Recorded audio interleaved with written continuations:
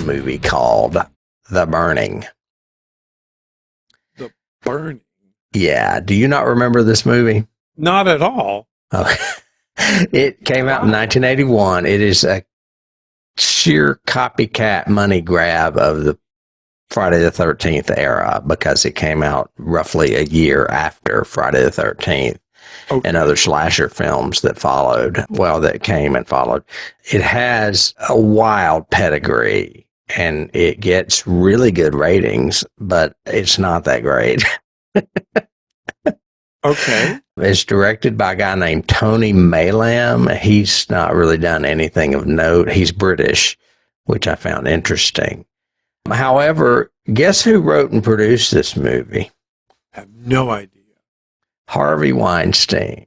Well, it was the first movie that brought the Weinsteins into filmmaking.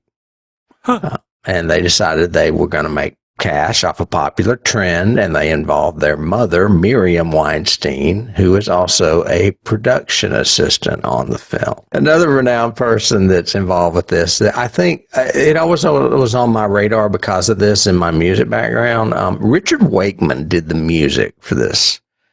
He is the pianist, organist for Yes. Very well-known keyboardist. I don't think he did many movies, very much like when Jimmy Page did those Death Wish movies. They're both rock stars that kind of dabbled into soundtracks.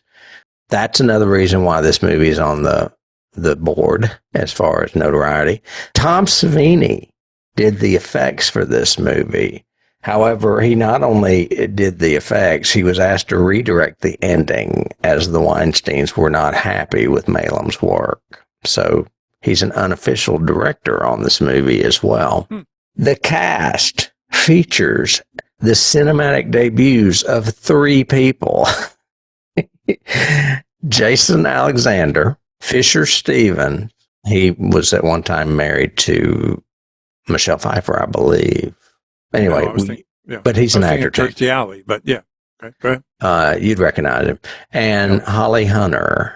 All 3 of them are in this movie as camp counselors, basically, because they're at a camp.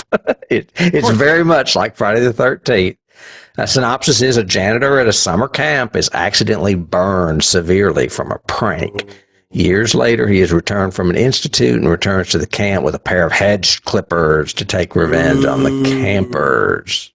This movie gets 83% on Rotten Tomatoes. That's a little high.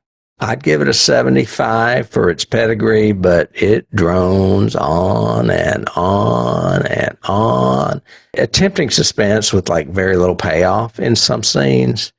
The highest rating for a Friday the 13th franchise is the very first one. It comes in at 67%. And I think those movies are much better at building suspense and the payoff than this movie. So I would think you would flip that.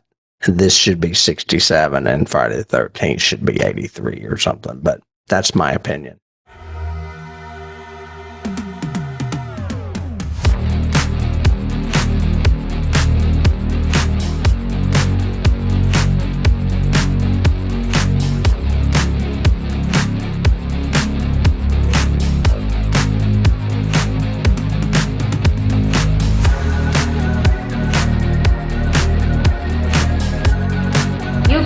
Start the car. Johnny has the keys.